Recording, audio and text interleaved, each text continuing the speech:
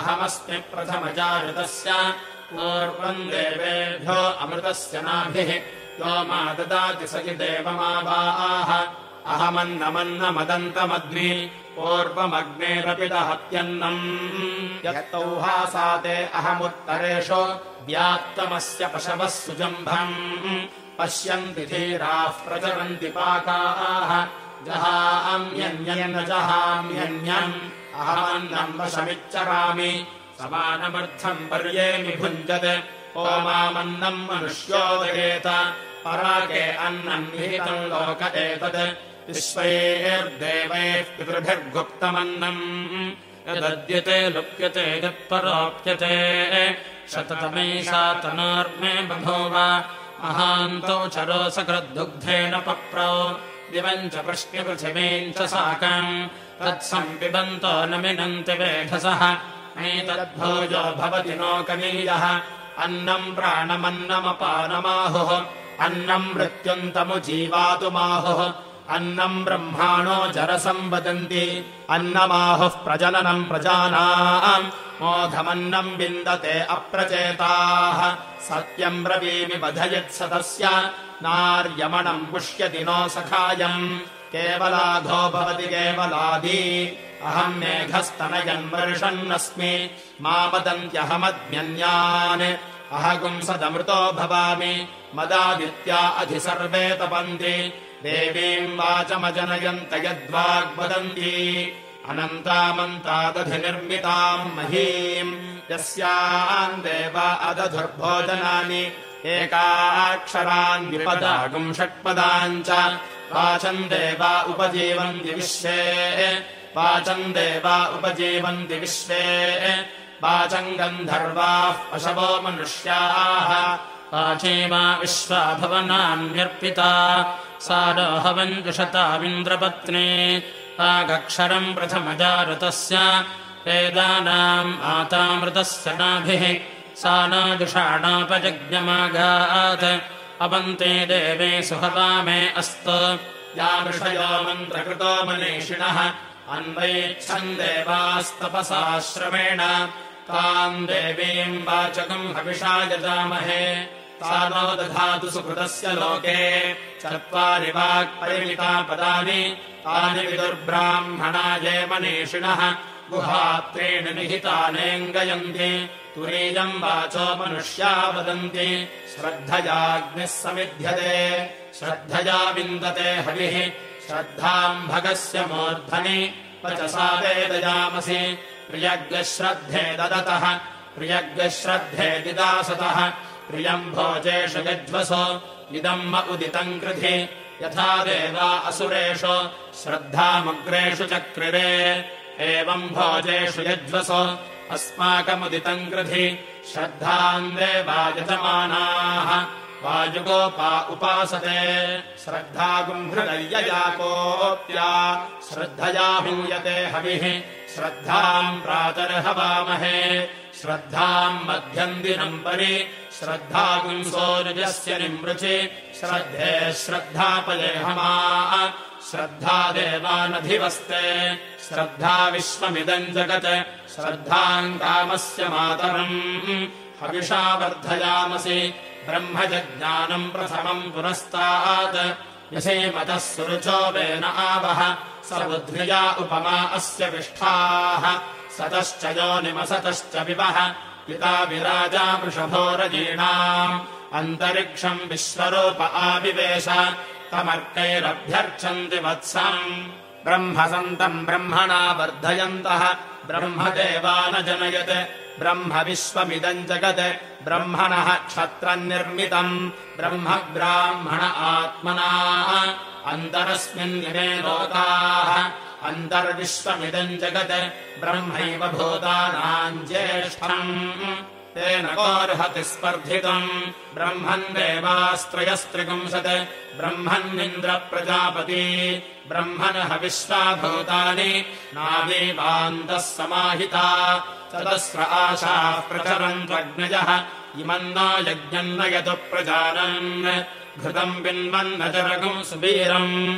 ब्रह्म समिद्भवत्याहुतीनाम् आगावो अग्मन्नुत भद्रमक्रन् सीदन्तु गोष्ठे रणयन्त्वस्मे प्रजापतेः पुरुरूपा इह स्युः इन्द्राय पूर्वे वृषसो दुहानाः इन्द्रो यज्वने पृणते च शिक्षति उपेद्ददाति नः स्वम् वृषायति भूयो भूयो रयिमिदस्य वर्धयन् अभिन्ने खिल्ले निदधाति देवयम् नता नशन्ति नता अर्वा गावो भगो गाव इन्द्रो मे अच्छात् गावः सोमस्य प्रथमस्य भक्षः इमाया गावः स जना स इन्द्रः इच्छामि धृता मनसा चिदिन्द्रम् योऽयम् गावो मेद यथा कृषञ्चित् अश्लीलञ्चित् कृणुथा सुप्रतीकम् भद्रम् गृहम् कृणुथ भद्रवाचः बृहद्वो वय उच्यते सभासो प्रजापतेः सूयवसगम् विशन्तीः शुद्धा अपः सुप्रपाणे पिबन्तीः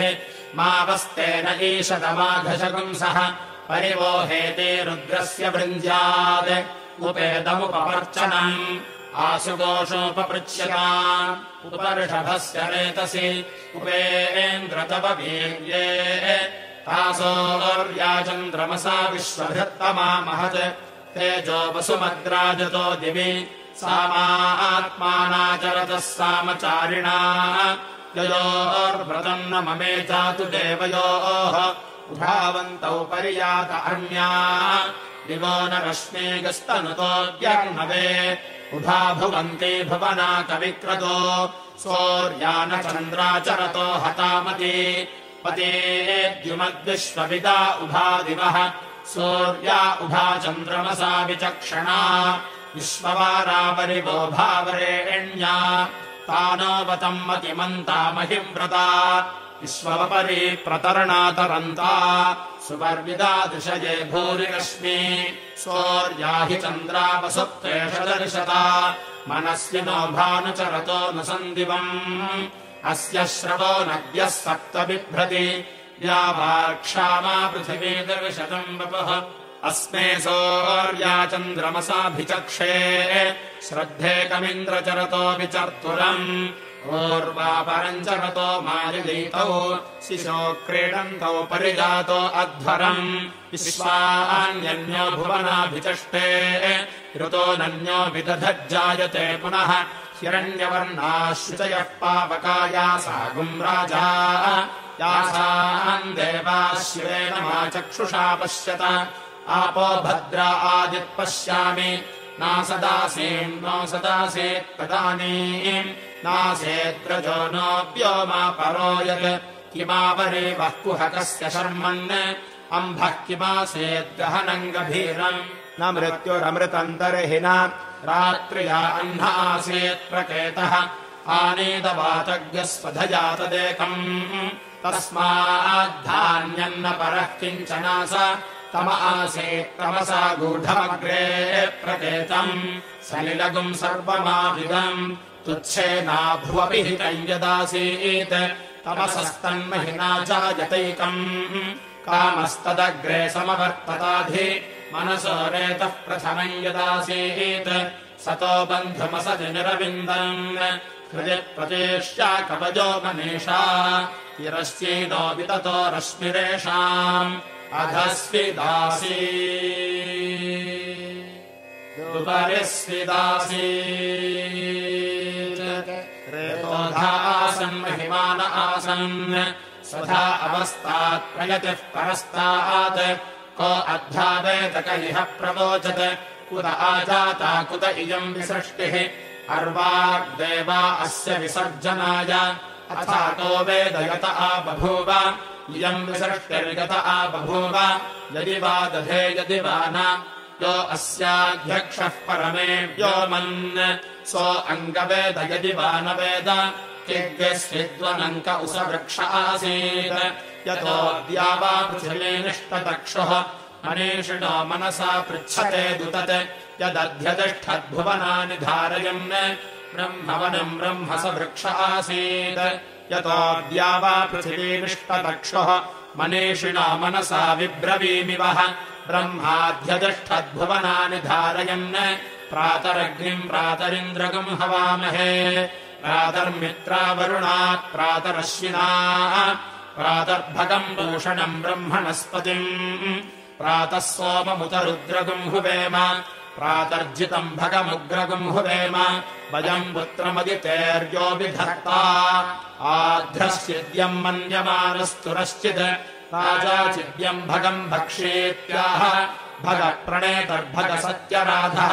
भगेमान्धियमुदवदन्नः भगप्रणोजनयगोभिरश्वैः भगप्रणभिर्नृपन्तः स्याम